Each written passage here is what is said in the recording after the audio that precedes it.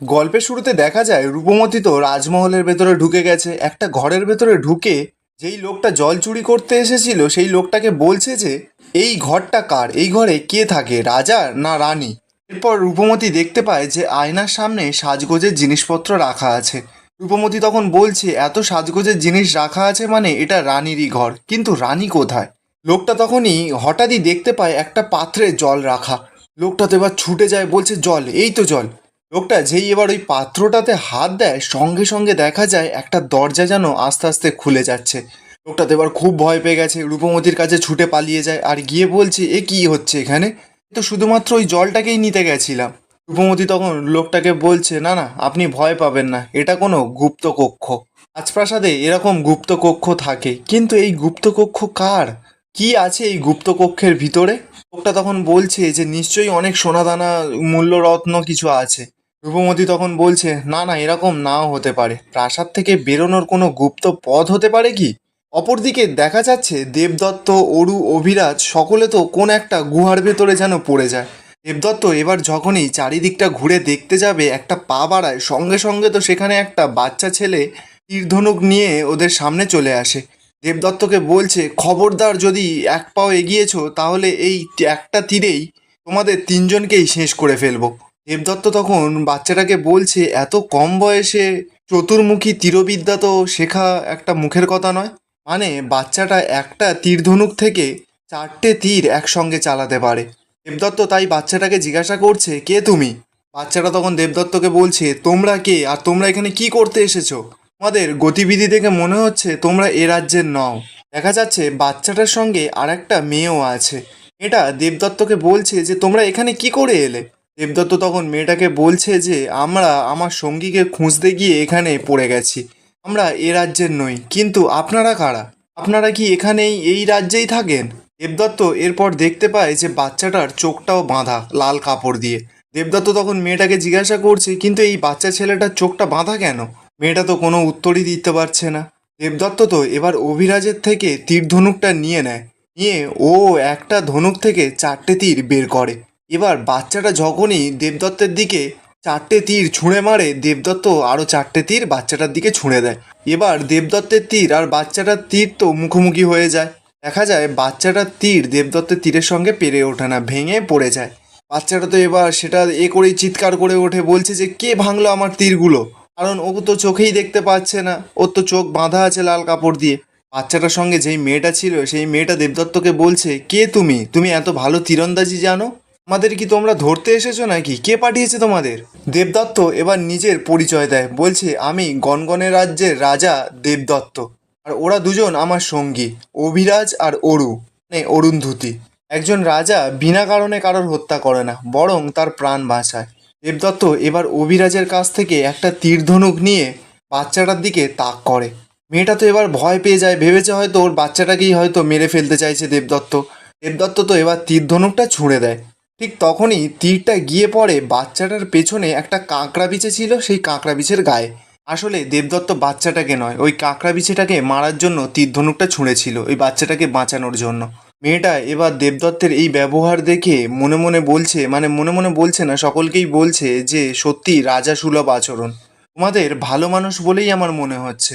অপরদিকে দেখা যায় যেই লোকটা রূপমতির সঙ্গে এসেছিল সেই লোকটা রূপমতিকে বলছে যে এইটা প্রাসাদ থেকে পালিয়ে যাওয়ার পথ, আমি তাহলে এক্ষুনি এই প্রাসাদ থেকে পালাবো। এই বলেই যখন লোকটা তখন ছুটতে ছুটতে ওই গুপ্ত রাস্তার দিকে যেতে যাবে, তখনই দেখা যায় ওই গুপ্ত রাস্তা থেকে প্রচুর মাকড়সা বাইরে বেরিয়ে আসছে। রূপমতি তো এবার লোকটার কাছে ছুটে যায়, গিয়ে বলছে আমি তোমাকে বারবার করে বললাম তুমি যেও না। লোকটা তখন বলছে যে আমি বুঝতে পারিনি। রূপমতিদের তো এবার আস্তে আস্তে পুরো মাকড়সার দল ঘিরে ফেলছে। রূপমতি এবার কি করবে কিছুই তো বুঝতে পারছে না। ঠিক তখনই রূপমতি দেখতে পায় যে ওদের থেকে একটু দূরে একটা টেবিলে প্রদীপ জ্বলছে। রূপমতি এবার তাড়াতাড়ি করে নিজের হাত থেকে একটা লোহার ছুরি খুলে নিয়ে সেই প্রদীপটার গায়ে ছুঁড়ে মারে, মারতেই তো প্রদীপটা নিচে পড়ে যায়। পড়ে যেতেই নিচে তো আগুনও ধরে যায়। এবার সেই মাকড়সাগুলো আগুনের ভয়ে আবারও সেই গুপ্ত রাস্তার ভেতরে ঢুকে যায়। রূপমতি এরপর লোকটার কাছে গিয়ে বলছে চলো এখান থেকে আমাদের খুব শিগগিরই পালাতে হবে।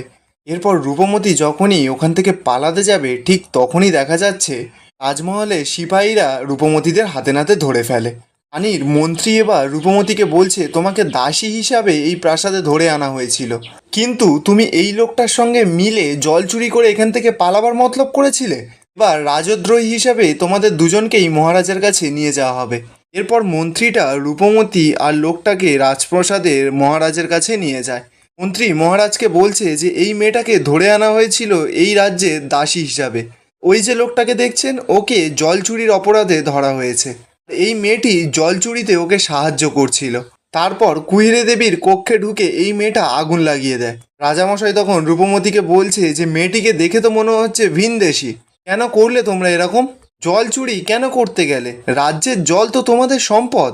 রূপমতি এবার যখন রাজামশাইকে বলতে যাবে যে এই গ্রামের লোকেদের কাছে তো এক বিন্দুও জল, এই বলেছেই সঙ্গে সঙ্গে পেছন থেকে কেউ যেন একটা রূপমতির পিঠে চাবুক মারে, মানে পুরোটা বলতেই দিল না। দেখা যায় চাবুকটা মেরেছে রাজার স্ত্রী। রাজার স্ত্রী এসে রাজাকে বলছে মহারাজ, এই মেয়েটা অনেক বদ উদ্দেশ্যে আমাদের রাজ্যে এসেছে আর আমার কক্ষে আগুনও লাগিয়ে দিয়েছে। আমার তো মনে হয় ও আপনাকে গুপ্ত হত্যা করতে এসেছিল, ভুলবশত আমার কক্ষে প্রবেশ করে আগুন লাগিয়েছে। মহারাজ আপনি ওকে এক্ষুনি হত্যার আদেশ দিন।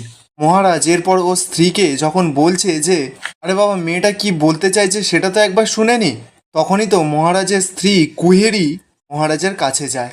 গিয়েই কুহেরি ওর চোখ দিয়ে মহারাজের চোখের দিকে যখনই তাকায়, কুহেরির চোখের মায়ায় মহারাজ সঙ্গে সঙ্গে জাদু হিসাবে অন্য কিছু ভুলভাল বকা শুরু করে দেয়। মানে মহারাজ পুরো চেঞ্জ হয়ে যায়। এটা নিশ্চয়ই কুহেরির কোনো মায়াশক্তির দ্বারাই মহারাজ প্রভাবিত হয়। কুহেরি এবার মহারাজকে বলছে মহারাজ এতে যে আপনার বিপদ হবে। মহারাজ তো তখন সঙ্গে সঙ্গে পাল্টে যায়। মহারাজ বলছে হ্যাঁ ঠিক বলেছ, আমার বিপদ, ওদেরকে এক্ষুনি মৃত্যুদণ্ড দিতে হবে। রূপমতি তো কিছুই বুঝতে পারছে না যে কি হচ্ছে। রূপমতি রাজা আর রানীকে বলছে যে আপনারা তো আমাকে চেনেই না, আমার কথাও শুনতে চাইলেন না, আপনারা আমাকে শাস্তি দিতে চাইছেন, এ আপনাদের কেমন বিচার? কুহেরি এরপর রূপমতিকে বলছে আমাদের রাজ্যে কিভাবে শাস্তি দেওয়া হয় কি হয় সেটা তুমি কি জানো মেয়ে? এই বলেই কুহেরি রূপমতির দিকে তেড়ে যায়।